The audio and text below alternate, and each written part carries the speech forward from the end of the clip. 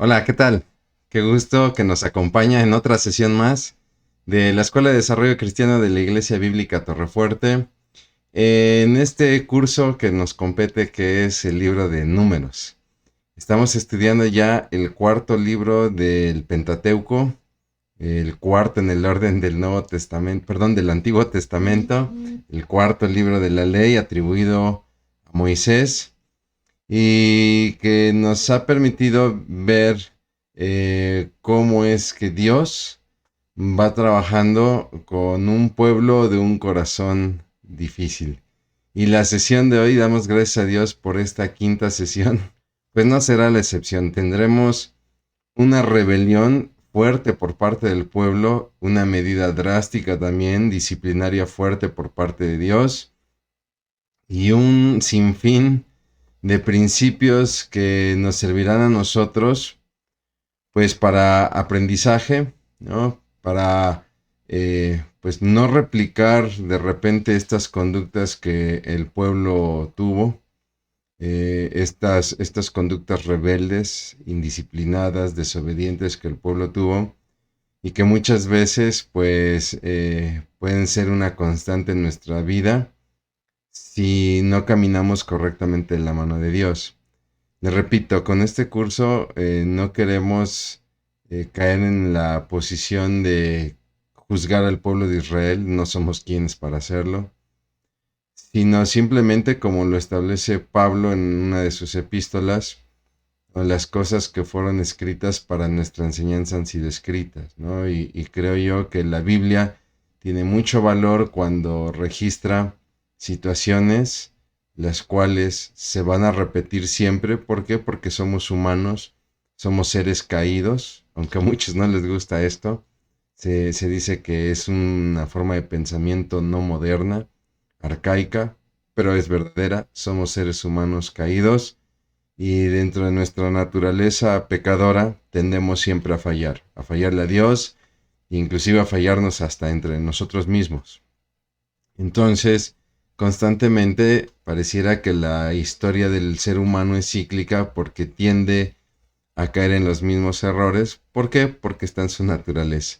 Pero tenemos la palabra de Dios que nos permite saber cómo es la postura de Dios, cómo es el corazón de Dios y cómo actuaron para bien o para mal los hombres en su relación a Dios. Así que si bien le parece, pues vamos a hacer una breve oración y arrancaremos con lo que es ya nuestra quinta sesión del libro de Números. Vamos a orar. Bendito Padre, cuántas gracias te damos por la bendición, como siempre, de contar con tu palabra, este privilegio de poder abrirla, de poder escudriñarla y poder aprender más de ti. Mi Señor, te pedimos encarecidamente que seas tú atesorando en nuestras mentes todos los datos, todos los nombres, los lugares que sean requeridos, pero sobre todo que implantes en nuestro corazón aquellas verdades que tú esperas, Señor, que impacten en nuestra vida y nos transforme para vivir conforme a la gloria de tu nombre. Te damos gracias, mi Dios, en Cristo Jesús.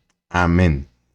Muy bien, pues le decía yo que estamos ya, gracias a Dios, en lo que es la quinta sesión de nuestro curso. Estamos ya próximos a llegar a la mitad del curso, basándonos en este libro, en este comentario bíblico, Fracaso en el Desierto, un comentario de Ediciones Las Américas, casa editorial que lamentablemente ha cerrado sus puertas. La sede estaba aquí en Puebla, México, y obviamente pues ya todo este material ya no se edita, ya no está a la venta.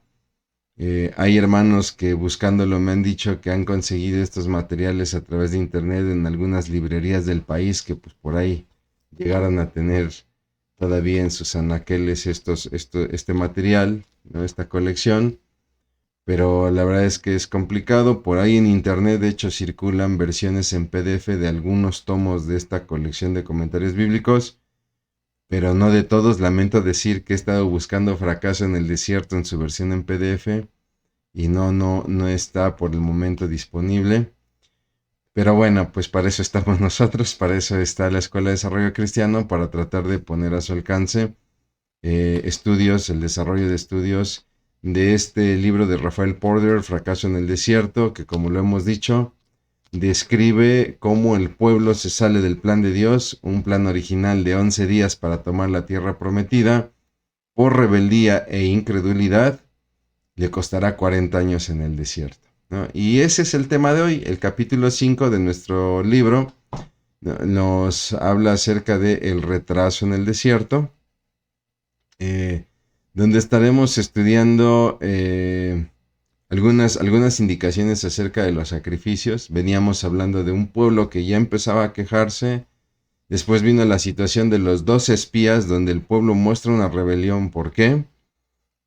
Porque ellos se levantan contra Moisés, ellos deciden levantar otro caudillo y regresar a Egipto, ¿no? Y obviamente pues viene una medida de parte de Dios, en la cual Dios ha determinado en su corazón desaparecer ese pueblo. Vemos a un Moisés como siempre intercediendo. A veces nos menciona la Biblia que es Moisés, a veces que son los dos hermanos, Moisés y Aarón. Y bueno, pues uno podría pensar que pues aquí va a parar todo y que el pueblo es escarmentado, ¿no? Sin embargo, vendrá otra rebelión más que veremos el día de hoy, que es la rebelión de Coré, de Datán, de Abiram y de 250 hombres, que pareciera que no escarmentaron con la medida tomada por la rebelión de los 12, bueno, no de los 12 espías, son 10 de los 12 espías, porque hay que recordar que Josué y Caleb, ellos sí caminaron en fe, sí caminaron en credulidad, sí le creyeron al Señor, y ellos estaban en la postura de, aunque hay gigantes y aunque la ciudad parece que tiene grandes murallas y sus habitantes parece que devoran a sus enemigos, ya Dios nos dijo que esa tierra es nuestra, ¿no? Entonces, de estos 12, Josué y Caleb son los que afirman o afirmaron que sí se podía tomar la tierra, pero ganó más como llamamos nosotros, el Vox Populi. Y hoy también veremos la repetición de esta conducta. Lo vamos a ver más adelante. Pero bueno, aprovechando que hemos mencionado esta situación de los espías, donde pues obviamente Dios eh, ejecuta una disciplina para este pueblo que se ha revelado, un pueblo que le mencionaba yo en la sesión pasada, establece que no van a tomar la tierra prometida, que van a ser derrotados, y no solamente eso, sino que sus hijos serán llevados prisioneros, y entonces deciden levantar a un nuevo dirigente que dirija una campaña, discúlpeme la redundancia, que dirija una campaña para regresar a Egipto. Yo no sé con qué cara uno podría regresar a un país de donde salió esclavo, ¿no? Si ya la esclavitud en Egipto era severa, pues imagínense regresar. No olvidemos que la salida de Egipto costó muchas vidas en Egipto, muchos primogénitos. Pero bueno, pues ellos tenían ese plan y bueno, Dios interviene. Le decía yo, hay que reflexionar, pues, qué sintió Dios en su corazón también, ¿no? Que de repente es mi libertador y yo le digo que él no me es suficiente porque estaba mejor en Egipto, ¿no? Y ante esto, Dios toma la determinación, ok, esta generación no va a entrar a la tierra prometida. Dios no decide retirar la tierra prometida. Él bien pudo haber dicho, pues no les entrego nada y pues háganle como quieran y como puedan, ¿no? Establezcanse ahí en el desierto y sean ustedes una tribu nómada del desierto.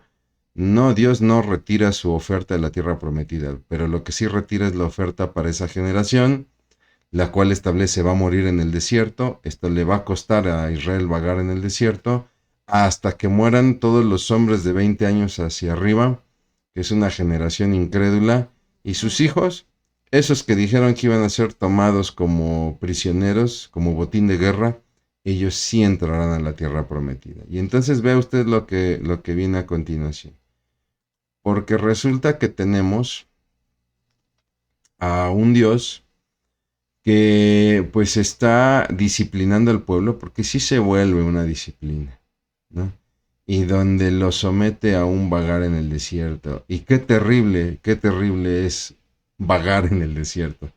¿Cuántas veces usted ha experimentado, cuántas veces no hemos vivido una vida, perdón, cristiana, que de repente pareciera que no tiene sentido, pareciera que no hay progreso, ¿no? Como que de repente nuestras oraciones simplemente no se elevan, sentimos que simplemente rebotan en el techo, rebotan en la pared y empezamos a sentir en nuestra vida esta sequía espiritual, ¿no? Yo siento que oro como siempre, siento que leo mi palabra, que leo la Biblia, mi Biblia como siempre, pero siento que no hay ese chispazo que arranque el motor de mi vida espiritual, ¿no? Y entonces de repente nos sentimos que estamos dando vueltas sobre el mismo lugar y pareciera que inclusive, como lo dice el salmista, pareciera que Dios ha escondido de nosotros su rostro, ¿no?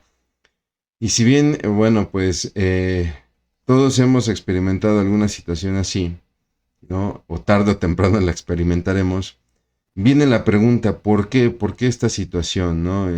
Ejemplos en la Biblia tenemos muchos de personas que de repente ante una situación complicada y que pareciera que Dios no está haciendo nada, empiezan a preguntarle a Dios. Se me viene a la mente los dos personajes que se me vienen a la mente de los tantos que hay, pues hablaríamos de Job y de Habacuc, el profeta, ¿no? Pero si le rascamos hay muchos, son muchos los casos, ¿no? ¿Por qué Dios permite de repente que pasemos por estos desiertos, estas sequías? Porque Él lo que quiere es despertar en nosotros un hambre y una sed por buscarlo, ¿no? No estoy diciendo, y por favor no se me entienda, que es un castigo de parte de Dios por algo que hemos hecho. Muchas veces el cristiano empieza a caminar de una manera muy fiel, empieza a buscar a Dios en oración, en la palabra, en el servicio, etcétera, y le viene esta sequía, ¿no? Y su pregunta es, ¿por qué? Si yo estaba buscando a Dios y lo estaba buscando de todo corazón, ¿acaso habrá un pecado oculto en mi vida? Y caeríamos entonces en el argumento de los amigos de Job, ¿no? Seguramente es porque hay maldad en ti, seguramente es porque tienes un pecado oculto, seguramente es porque eres negligente y permites el pecado de otros, etcétera, ¿no? Pero todo eso es una teología de condenación, donde muchas veces nosotros pasamos por desiertos o por adversidades simplemente porque Dios quiere despertar en nosotros todavía un hambre mayor, un hambre que en condiciones normales quizá no sería posible despertar. No digo que la gente muchas veces no tiene esta hambre y esta sed de buscar a Dios, pero Dios quiere todavía hacerla más profunda, más fuerte. Y el ejemplo lo tenemos con un Israel que ese sí se lo ganó a pulso, un pueblo que todo el tiempo estuvo murmurando, que todo el tiempo se estuvo quejando, que todo el tiempo tuvo la vista atrás hacia Egipto y sus cazuelas de carne y sus cosechas, etcétera, ¿no? Y viene esta desobediencia con los espías ahí en Cades Barnea, que le repito, pues les cuesta un precio de 40 años en el desierto. Sin embargo, así como lo vemos en el pueblo, que estos 40 años son una disciplina de parte de Dios por una falta de credibilidad, perdón, una falta de fe, una falta de obediencia, no podemos decir que fue tiempo perdido, porque en ese bagaje Dios les dará lecciones muy importantes, no solamente al pueblo, sino inclusive hasta el mismo Moisés. Y muchas veces tú y yo en nuestros desiertos que podemos pasar, no significa que son tiempos perdidos. A mí me gusta mucho escuchar el testimonio de las personas cuando han pasado un desierto, ¿no? Porque coinciden mucho. Yo no sé por qué estaba pasando por lo que estaba pasando y por más que buscaba a Dios, no entendía por qué estaba sucediendo lo que me estaba sucediendo, si yo buscaba a Dios, etcétera. Pero Dios habló y entonces Dios me mostró y empieza a ver uno el Dios tan maravilloso que tenemos, que empieza a mostrarnos quizá, por ejemplo, algunas situaciones que teníamos que cambiar en nuestra vida y que de otra manera no hubiera sido posible darnos cuenta, ¿no? O simplemente que Dios quería que nuestra relación no era mala, pero quería llevarla a otro nivel que difícilmente nos hubiéramos logrado descubrir. Entonces, tenemos que entender que estos tiempos de desierto no son una pérdida de tiempo. Siempre tienen un propósito divino que es de bendición. Entonces, han sido disciplinados los israelitas por la rebelión de los espías, de los 10 espías rebeldes. El autor del libro le llama, y creo que muy atinadamente, aunque suena fuerte, pues son los 10 espías cobardes, porque fue cobardía la que mostraron al no creerle a Dios y creerle más a los gigantes de Canaán. Y entonces recordará usted que el pueblo empieza a ser disciplinado y dice, no, no, sabes qué, tienes razón, Moisés, perdónanos, vamos a la tierra prometida. Y todavía Moisés le dice, no, porque Dios no está con ustedes. Lo que hicieron fue muy grave. No, no, no, no, no. Sí, sí, vamos a hacer, y es más, vamos a subir a tomar la tierra prometida. Y entonces se les ocurre hacer una campaña de guerra, y es en la ciudad de Orma donde serán derrotados, ¿no? Realmente en Orma es donde ellos vienen siendo perseguidos, ¿no? No quiere decir que llegaron a atacar la ciudad de Orma. Ellos subieron a atacar ciudades importantes, pero saldrán huyendo, y en Orma es donde prácticamente muchos morirán, ¿no? Serán derrotados sobre todo por los amalecitas y los cananeos de la región.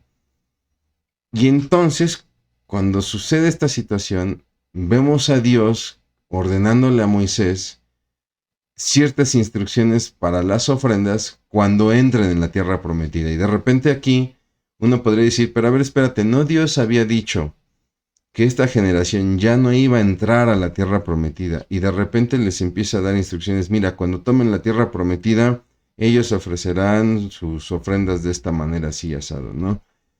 Bueno, es que la instrucción está siendo para los hijos, ¿no? Pero era muy importante el tener esta revelación. Mira, cuando entren en la tierra prometida, ellos ofrecerán determinada ofrenda de gratitud o de expiación, etcétera, que los vamos a ver ahorita. Eso revela mucho, porque esto quiere decir entonces que Dios no ha retirado su plan de ofrecer la tierra prometida. Comienza hablando de las ofrendas de harina y vino. Estamos entrando ya prácticamente al capítulo 15, donde son estas ofrendas conocidas como las de aroma agradable al Señor, ¿no? Que no son otra cosa sino ofrendas voluntarias o de gratitud, ¿no? No son ofrendas por una falta cometida, no son ofrendas por alguna obligación de parte de la ley. Era una ofrenda que nacía de mi corazón darla, entregarla, presentarla. Y también se podrían presentar estas ofrendas como parte de un voto, ¿no? Yo quiero hacer un voto, una promesa, un compromiso delante de Dios, y lo voy a hacer a través de mi ofrenda. Me viene a la mente, por ejemplo, el voto de Nazareo, ¿no? Alguien quería hacer voto de Nazareo, bueno, pues lo hacía presentando su ofrenda. No son ofrendas obligatorias para el perdón de pecados, no son de expiación. Recuerde que las ofrendas de expiación son todas estas ofrendas de perdón de pecados. Vendrán ahorita más adelante las instrucciones para este tipo de ofrendas. Pero aquí la enseñanza, usted puede leer a detalle ahí en los primeros 16 versículos cómo es esta ofrenda. Si usted quiere conocer todavía a mayor detalle cómo son estas ofrendas de paz, estas ofrendas de aroma agradable al Señor, le recomiendo hacer la lectura en Levítico. Levítico establece muy bien cómo se llevaba a cabo el sacrificio, o la ofrenda, más bien dicho, y cuál era su significado, etcétera, ¿no? Contamos aquí en Escuela de Desarrollo Cristiano, de hecho, con un curso de Levítico. Si usted no lo ha tomado, usted puede buscarnos ahí en la red social, en el repositorio de videos que tenemos ahí en la plataforma YouTube, y ahí usted encontrará el curso de Levítico, y de hecho el libro de Levítico comienza con instrucciones de las ofrendas y comienza con las ofrendas de paz. Entonces, ¿cuál es la enseñanza de este pasaje, ¿no? Que cualquiera que desea tener comunión con Dios lo va a poder hacer, pese a que el pueblo viene de una medida disciplinaria drástica, sobre todo aquellos que entren a la tierra prometida, van a poder seguir teniendo comunión con Dios, pero tienen que hacerlo conforme a sus normas. ¿Por qué? Porque estamos ante un pueblo que constantemente va a batallar con las instrucciones de Dios, no va a estar contento con las instrucciones de Dios, no va a estar contento con los líderes que Dios ha puesto, no va a estar contento con las maneras en cómo Dios les alimenta, no va a estar contento con la forma en cómo Dios pide los sacrificios, y entonces vamos a tener un pueblo que está murmurando contra los líderes, que está trabajando en día de reposo, que está presentando lo peor de su ganado para sacrificios, etcétera, ¿no?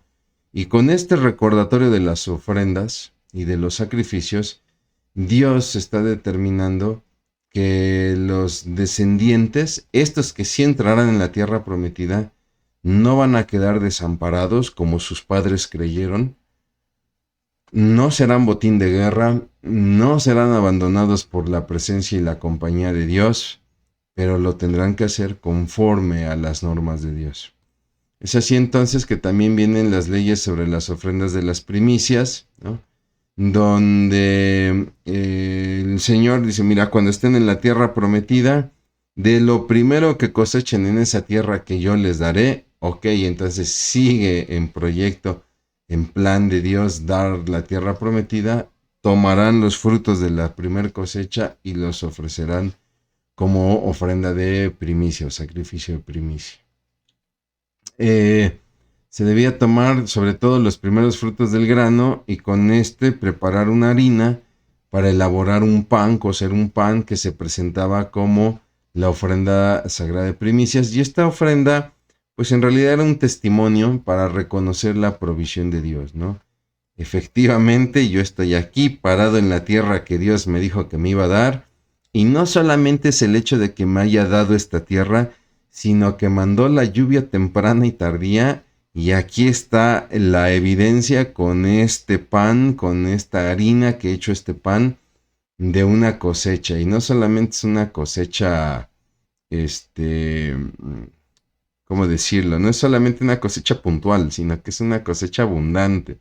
A través de esta ofrenda, el pueblo va a expresar, va a reconocer la provisión de Dios, pero también va a expresar su confianza en la fidelidad de Dios. Yo confío que Dios enviará la lluvia temprana, la lluvia tardía, dos lluvias muy importantes al año que van a sustentar tanto la cosecha de la primavera, que normalmente eran los granos, y la cosecha del otoño, que normalmente era mayormente de frutas, ¿no? No quiere decir que en primavera no se cosechaba fruta o que en otoño no se cosechara grano, ¿no? Pero mayormente el grano, sobre todo el trigo y la cebada, se darán en la primavera para que en otoño sea más la uva, el higo, ¿no? Era un poco más frutal, pero sí hay cereales que se llegaban a cosechar también durante el otoño. Y entonces no solamente tenemos un pueblo que está confiando en el poder levantar una cosecha, sino también en que esa cosecha será abundante. Este era el propósito de la ofrenda de primicia. Vienen las ofrendas de expiación por los pecados en dos partes, que será por los pecados de todo el pueblo y por los pecados de cada persona. En el caso de los pecados colectivos o de todo el pueblo, bueno, se presentaba esta ofrenda sobre todo por aquellos pecados que algunos llaman por omisión, ¿no? Aquellos que pues ni siquiera nos dimos cuenta que pecamos. No lo olvides, estamos hablando de un pecado como pueblo, ¿no? No pensemos en un pecado individual. Ay, es que no me fijé y sin darme cuenta ofendí a mi vecino. No. Como pueblo tomamos una decisión sin consultar a Jehová y no nos dimos cuenta que fue un grave pecado, que le va a pasar mucho a Israel, ¿no? Entonces, normalmente esta ofrenda sí era para pecados del cual el pueblo estaba consciente, pero sobre todo su importancia era para aquellos pecados de los cuales el pueblo era inconsciente. Demuestra mucho, por ejemplo, el corazón del salmista, ¿no? Señor, muéstrame mis errores, aún los que me son ocultos. Eso era algo que pesaba mucho en los corazones hebreos de aquellos que buscaban tener una relación con Dios, ¿no? Se trataba de un acto público de confesión en el que había un sacrificio de un animalito con su sangre. Si vemos los detalles, de hecho, ahí en Levítico se habla de uno de los días más importantes de las fiestas judías, que es el Yom Kippur, que es el día de la expiación, donde usted recordará, hay dos animalitos sobre el cual se echan suertes. Uno será soltado en el desierto como una manera de simbolizar que los pecados Dios se los lleva lejos, y el otro será sacrificado y con la sangre de ese sacrificio se rociará el altar, ¿no? Y no solamente el altar, sino recuerde usted que es el día en el que el sumo sacerdote entra al lugar santísimo también a rociarlo sobre el propiciatorio del arca, ¿no? O sea, estamos hablando de la fiesta más importante, ¿no? Hay quienes dicen, no, es que era la Pascua. Bueno, la Pascua era el memorial más importante de un hecho pasado, como era el que Dios los hubiera sacado de Egipto. Pero una fiesta, la más importante para el judío, era el día de la expiación, porque representaba el ponerse a cuentas delante de Dios, pedir perdón, inclusive por pecados que ni siquiera me daba cuenta, ¿no? ¿Por qué? Porque eso me permitía volver a estar bien con Dios y seguir gozando de su bendición, de su protección, etcétera, reflejado en la provisión, las cosechas y todo lo demás, ¿no? Eh, este acto de confesión de pecado, ¿no? Presentaba una ofrenda de parte de toda la congregación que buscaba reconciliarse con Dios y que se estableciera de aroma agradable al Señor, ¿no? Buscaba sobre todo restaurar cualquier posible fractura con la relación que el pueblo tuviese con Dios, pero en Números, en el pasaje que estamos estudiando en Números, sí viene la advertencia contra la reiteración deliberada de pecados, ¿no? Es decir, si ya el pueblo está cayendo deliberadamente en cierto pecado, perdóname, ya no es por ignorancia, ¿no? Y aquí Dios es enfático. Si el pueblo volvía a pecar como lo hizo en Cades Barnea con los espías, pues esta ofrenda simplemente no les sería tomada en cuenta y sufrirían las consecuencias de la destrucción. Vendrán entonces las ofrendas de expiación por los pecados individuales, donde es prácticamente muy parecido, nada más que ahora es a nivel personal, donde igual yo en mi persona quizá pude haber pecado sin darme cuenta, ¿no? Y bueno, pues es el momento en que mis faltas pueden ser perdonadas, ¿no? Y también yo de manera individual poder restaurar mi comunión con Dios, ¿no?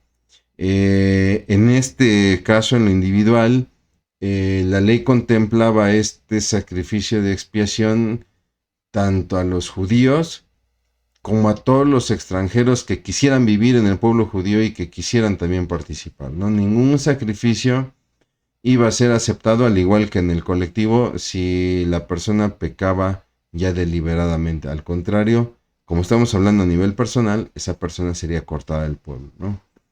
De hecho, el pasaje dice que la persona que hiciera algo con soberbia, ¿no? A eso se refiere pecar deliberadamente, a que cometiese pecado con soberbia, es decir, eh, en otras versiones lo vemos como con la mano levantada, pues denota un acto de franca rebeldía contra Dios, ¿no? Nosotros podemos experimentar en nuestra vida, eh, y esto es un tema que causa mucha polémica en el cristianismo, ¿no? Este, ¿Por qué dicen a ver, si dices que Cristo ha perdonado todos tus pecados y los ha limpiado, entonces ¿por qué sigues pecando? ¿No se supone que no deberías de pecar? Efectivamente, nosotros seguimos pecando. La enorme diferencia es que ya no lo hacemos con la mano levantada. Es decir, ya no lo hacemos con un acto de franca rebeldía contra Dios. Eh, Usted y yo, en lo que va de este día, seguramente ya hemos pecado, pero no lo hemos hecho con la intención firme de rebelarnos contra Dios, mientras que aquellos que no tienen a Cristo, pues muchas veces sí dañan a otros con conocimiento de causa, ¿no? Y se rebelan contra Dios y reniegan a Dios con conocimiento de causa. Esa es la gran diferencia, ¿no? Estos estatutos que estamos viendo formaban parte de la ley nacional para un pueblo que, no lo olvide, el propósito es comportarse de manera diferente a los pueblos paganos. Esa es la tesis fundamental del libro de Levítico. El libro de Levítico es un llamado a la santidad. Entonces, en este capítulo 15 de Números, estamos viendo como un repaso del libro de Levítico, donde el propósito de Dios, del pueblo, el propósito de Dios para con el pueblo es llamarlo a santidad. ¿Y por qué Israel debe de responder a la santidad de Dios? Número uno, porque Dios es santo. Y número dos, porque en esa santidad el pueblo tiene que ser diferente a los otros pueblos. No puede caminar como los otros pueblos. ¿Por qué? Porque este es el pueblo de Dios. Es un pueblo especial que se tiene que comportar como tal. Hay mucha gente que aquí empieza a entrar en polémica y sí, pero es que mira, mi hermano, cómo está la guerra, etcétera. Deberían de demostrar lo contrario, etcétera. Bueno, ok, no seamos tan severos, no seamos tan severos. Pasa, y discúlpeme que lo ponga en esto, en este plano, en estos términos, pasa como con los hijos, ¿no? Nuestros hijos debieran ser los mejores por ser cristianos, sin embargo, a veces cometen faltas peor que muchos que no son cristianos, ¿no? ¿Por qué? Porque también ellos se están formando, también son personas que se están formando. No quiero decir que les tenemos que solapar todo lo que hacen, ni que tenemos que ser, como decía mi abuela, unos alcahuetes con ellos, ¿no? Pero no nos extrañe que también nuestros hijos de repente tengan que luchar con tentaciones, etcétera. ¿Por qué? Porque les repito, es parte de nuestra naturaleza pecaminosa. Nuestra naturaleza ya de por sí tiene un serio problema, que busca caminar en dirección contraria a Dios. La bendición de la vida cristiana es que nosotros buscamos el camino de regreso a Dios y por eso es que ya no pecamos con franca rebeldía, con la mano levantada, con soberbia en contra de Dios, ¿no? Si alguien me dice, hermano, es que yo conozco a personas en la iglesia que sí saben que están mal y que sí pecan con soberbia, y aún así son cristianos, bueno, la pregunta se vuelve un poco más profunda, ¿no? ¿Es que en verdad habrán recibido a Cristo? ¿O simplemente pasaron por un acto protocolario en el que alguien oró, ellos repitieron y se empezaron a congregar? Pero ojo, no es muy sabio detenernos en estas cosas porque eso nos va a llevar a estar examinando lo que hacen los demás. Y como usted lo ha visto en nuestros cursos, si nos ha seguido en nuestros cursos, siempre terminamos la clase con preguntas de corte personal. Porque si tenemos que examinar a alguien, ese alguien tiene que ser nosotros mismos, ¿no? Es imposible no conocer a otras personas y de repente notar cualidades y defectos, ¿no? Pero es importante que nosotros siempre vayamos hacia nosotros mismos. Analizamos la conducta del pueblo de Dios, vemos sus fallas y es muy fácil desde la barrera criticar al que está en el ruedo y decir que Israel es un pueblo infiel, rebelde, que cómo es posible que teniendo la columna de Dios enfrente de ellos, la revelación de la gloria de Dios enfrente de ellos, renegaron del maná, renegaron de Moisés, renegaron del agua, renegaron de todo, ¿no? Sí, es muy fácil hacerlo, pero cuando yo volteo hacia mi interior, hacia mi corazón, yo también muchas veces reniego de mi pastor, reniego de mis hermanos de la iglesia, reniego de mi esposa, reniego de mis hijos, y sin darme cuenta, soy como ese pueblo que le estoy diciendo a Dios, ¿sabes qué? Creo que estaba mejor cuando no era yo cristiano, creo que estaba mejor en mi Egipto, ¿no? Por eso siempre le invitamos a que haga estos procesos de reflexión porque créame que cuando uno está orando con estas preguntas que llevamos al final, pues muchas veces nos llevamos sorpresas en las respuestas y nos encontramos ante esta situación de, wow, yo creí que ya había vencido esta parte y no es cierto. Yo creí que ya caminaba bien en esto y no es cierto. Y entonces viene la pregunta vital, di oro, dijera, ¿no? La pregunta de oro. ¿Qué voy a hacer? ¿Qué voy a hacer ante esto que he detectado, ¿no? Siguiendo adelante, bueno, pues vienen las advertencias. y algunos ejemplos de desobediencia. ¿Por qué? Porque le puse aquí al inicio de la diapositiva, tiene usted al inicio de la diapositiva un principio que es muy importante, que yo le recomiendo lo aplique a su vida y lo aplique con los suyos. La disciplina se imprime en la mente a través del ejemplo, en el cual se aplica el principio. Lo repito, la disciplina, piense usted en sus hijos, la disciplina se imprime en la mente. Usted quiere disciplinarlos para imprimir la disciplina en la mente de ellos a través del ejemplo. Por mucho que yo les diga las cosas, yo tengo que mostrarles el ejemplo. ¿De qué, mi hermano? De aquello en lo cual yo trato de aplicar un principio. Yo quiero enseñarle a mis hijos a no mentir y quiero que esa situación quede grabada en su mente. Entonces yo tengo que demostrar con el ejemplo que no hay mentira en mí. Esto que le estoy comentando es un principio que se debe de extender no solamente para con nuestros hijos, para con nuestra pareja, para con nuestros compañeros en el trabajo, para con nuestros hermanos en la iglesia, etc. Muchas veces estamos peleándonos en la vida por tratar de cambiar a los hermanos en la iglesia porque les falta amor, porque no son atentos, porque no quieren servir, son flojos, etc. Cuando muchas veces yo no soy ejemplo también para ellos, ¿no? Entonces, la disciplina se imprime en la mente de los demás a través del ejemplo que nosotros ofrezcamos, siempre basado en un principio. Sobre todo, hablemos de un principio bíblico. Porque muchas veces cometemos el error de querer disciplinar a la gente a través del ejemplo de nuestros principios personales. Yo soy una persona que odio la impuntualidad y por eso yo le demuestro a medio mundo que yo soy muy puntual. Y sin darme cuenta soy una persona tan cuadrada que no me puedo salir de mi agenda. Y si alguien o algo sale de mi agenda o me saca de mi agenda, sale lo peor de mi interior. ¿Por qué es ese problema? Porque la puntualidad está basada en tu principio personal, no en el principio bíblico. Y eso, mi hermano, mi hermana, lo único que te va a traer es dolor. Vas a sufrir porque ni vas a cambiar a las personas, ni las personas tienen por qué ajustarse a tus principios.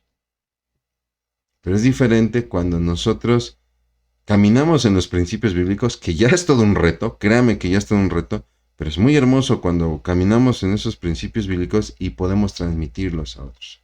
Entonces, este pasaje que estamos por arrancar, que es la segunda mitad del capítulo 15, muestra la importancia de la obediencia porque nos muestra un hombre que está recogiendo leña en día de reposo. Y entonces alguien lo ve, lo reporta, se congregan para preguntar qué vamos a hacer y Dios dice, apedréenlo. Y hoy en día con toda nuestra ideología de derechos humanos, etcétera, pues nos parece algo muy exagerado, ¿no? De hecho, le puse aquí entre paréntesis, nos recuerda el pecado de Ananías y Zafira, este matrimonio que vende una heredad y que lleva la ofrenda a la iglesia y que miente en el precio, ¿no? La vendimos en este precio y aquí está todo el dinero para la iglesia cuando en realidad el precio fue mayor y ellos se quedaron con una parte. Y lo que establece Pedro es, no han tenido temor al tratar de engañar al Espíritu Santo. O sea, si ustedes se hubieran reportado, pues este fue el precio y nosotros nos llevaremos este tanto, pues era su propiedad, ¿no? ¿Cuál hubiera sido el problema? Pero la gravedad está en que engañaron al Espíritu Santo y entonces caen muertos. ¿No le parece que de repente la medida disciplinaria es muy exagerada? Como con este hombre que está recogiendo leña en día de reposo y es apedreado. Sin embargo, vemos a un Dios que está actuando con una disciplina severa. ¿Por qué? Porque muchas veces la disciplina severa sirve como una advertencia para el resto, para los demás.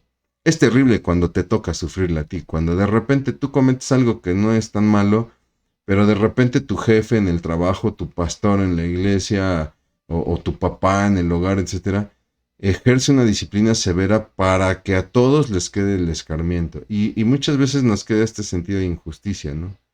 Ay, se pasó mi papá. Híjole, se pasó el pastor. Híjole, mi jefe ahora sí se la voló. Pero muchas veces tenemos que entender que el propósito sí tiene justificación. ¿Por qué?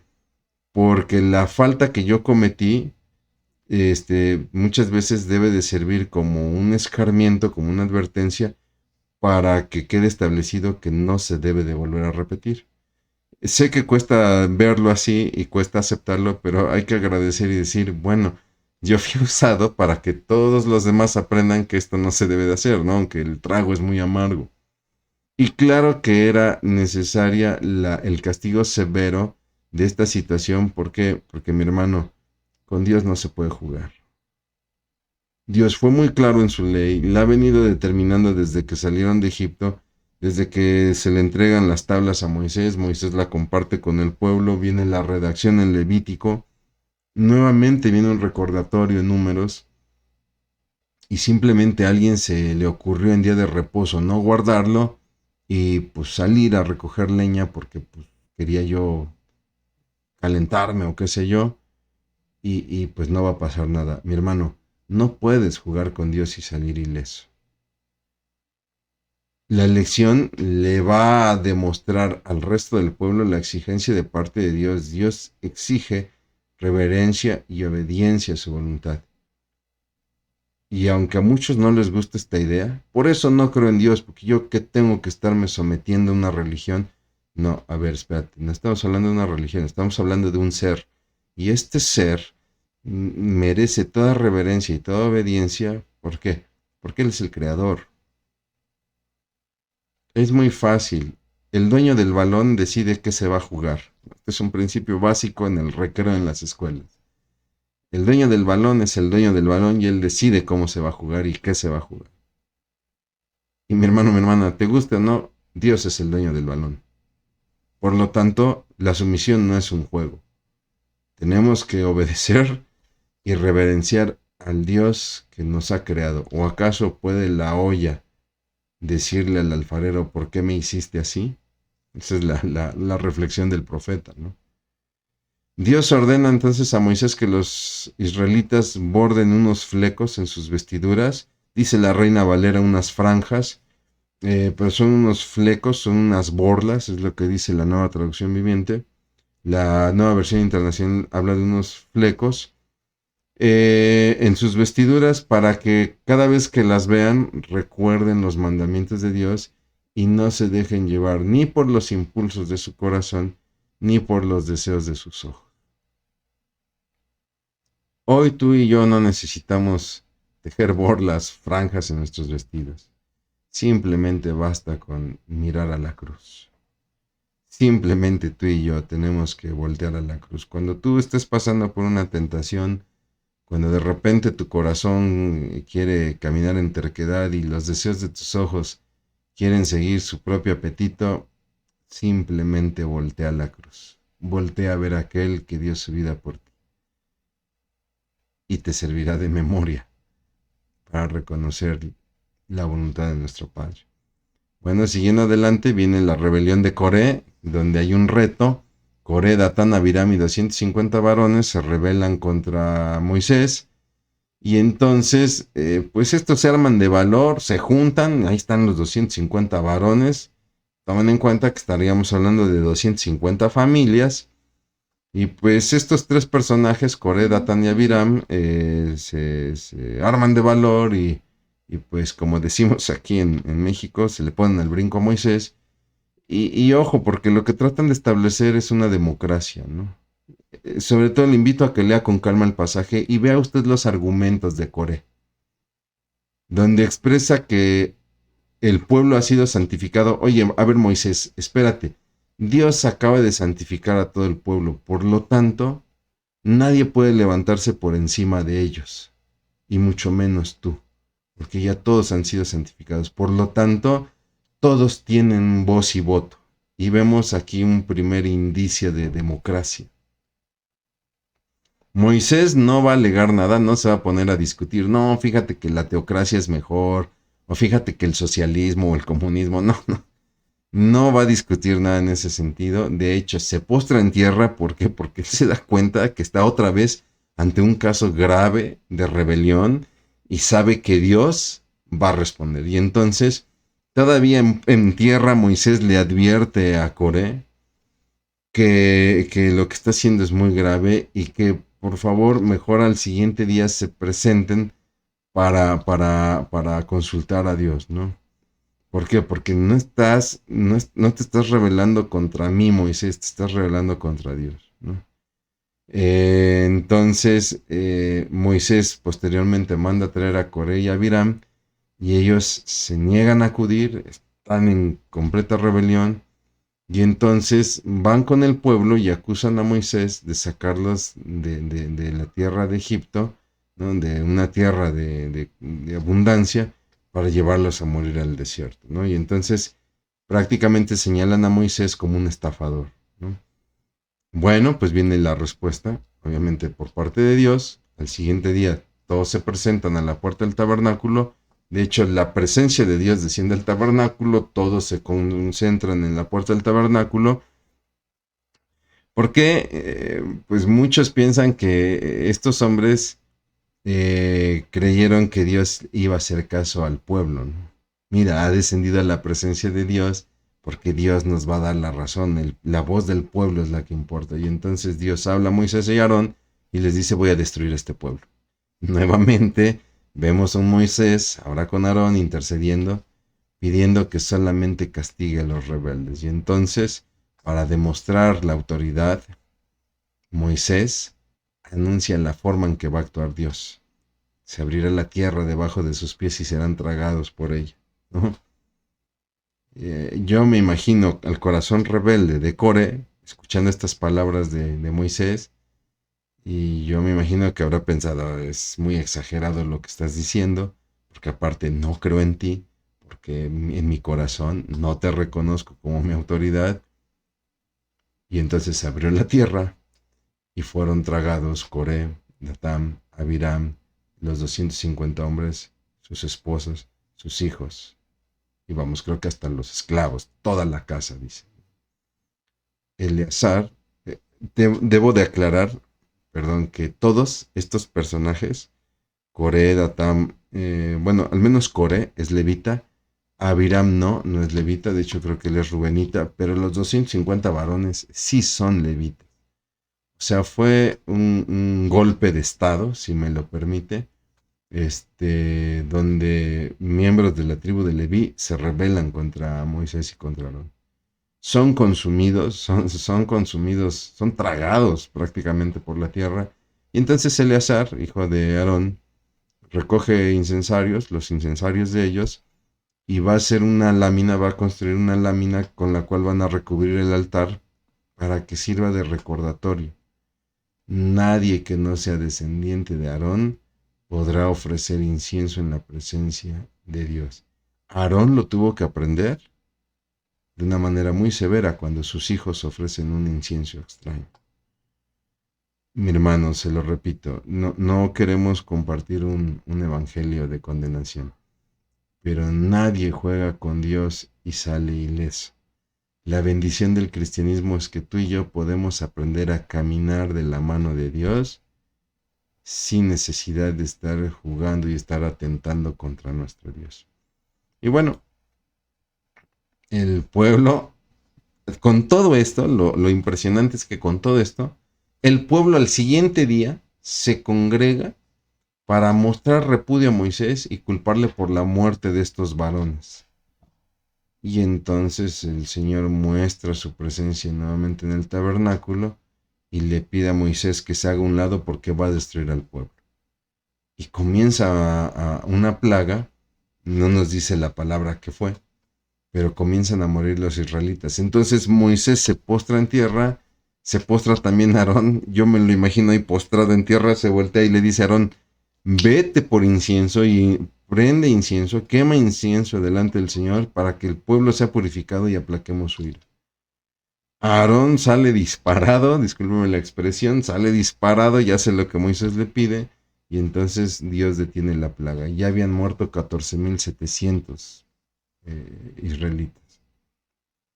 Y Dios demuestra al pueblo que la sujeción que tenían que observar a los gobernantes era importante. Todos los gobernantes nombrados por Dios, pues se debía demostrar sujeción. Y creo que una lección muy importante aquí es: Dios no gobierna por democracia, porque muchas veces queremos cometer ese error en la iglesia. Queremos que la iglesia, la congregación, sea quien gobierne a la congregación misma, y no olvidemos que la iglesia es de Cristo y que quien la lleva es Cristo y que Cristo ha delegado autoridades. Y si bien es cierto que es importante escuchar a la congregación muchas veces te alerta de errores, y eso es algo muy valioso, sobre todo para quienes servimos, que de repente la congregación nos puede alertar de errores.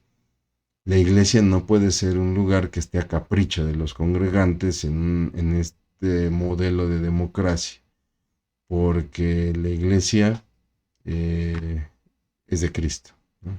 La iglesia es del Señor y Él es la cabeza, Él es quien la sustenta y Él es quien la gobierna. Bien, para terminar, vámonos con estas preguntas, recuerde, de corte personal. ¿Ha usted experimentado sequía espiritual en su vida? De ser así, ¿qué hizo al respecto? ¿Cómo fue que lo afrontó?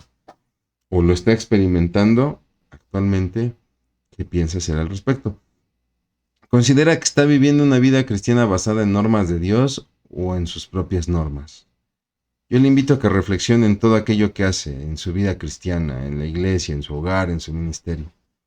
¿Está caminando en las normas de Dios o quizá usted está empezando a crear sus propias normas? ¿En su vida reconoce la total provisión de Dios, así como en la fiesta de las primicias? ¿O aún está confiando usted en su trabajo, en sus riquezas, en su preparación profesional, en su inversión bancaria, etcétera? No digo que no son cosas importantes, pero el corazón, ¿dónde está puesto el corazón?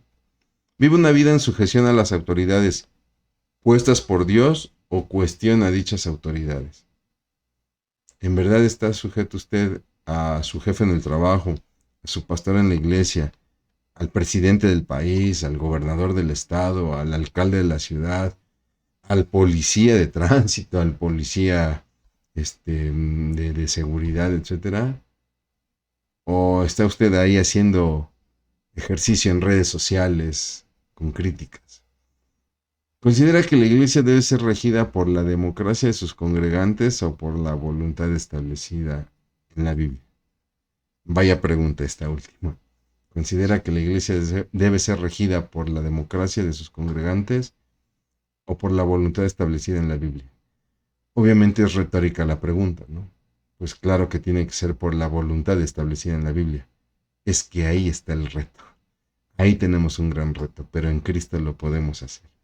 Mi hermano, mi hermana, como siempre, yo le agradezco mucho el favor de su atención, agradezco mucho que me haya acompañado en esta quinta sesión. Le pido encarecidamente que siga leyendo usted el libro de Números. Sería muy bueno complementarlo con la lectura del libro de Éxodo y de Levítico para tener un mejor contexto. Y bueno, yo quiero hacer una breve oración para dar por concluida esta sesión y vernos, si Dios lo permite, próximamente en la sesión número 6. La mitad de nuestro curso sería del libro de Números. Vamos a orar. Bendito Padre, cuántas gracias te damos por la bendición de contar con tu palabra. Gracias, mi Señor, porque a través de ella nos permites ver el peligro de la rebeldía, nos permites ver el peligro, Señor, de la desobediencia, y nos muestras, Padre, el camino correcto en cuanto a la sujeción, Padre, en cuanto a caminar de acuerdo a tus normas, no de acuerdo a nuestros modelos, mi Dios. A caminar de acuerdo, Señor Padre, a tus estatutos. Y Padre, si pecamos aún sin darnos cuenta, saber que podemos correr a ti en cualquier momento y ser restaurados. En verdad, mi Dios, te damos gracias por todo esto en el nombre de Cristo Jesús. Amén. Muchas gracias, mi hermano. Que Dios le bendiga.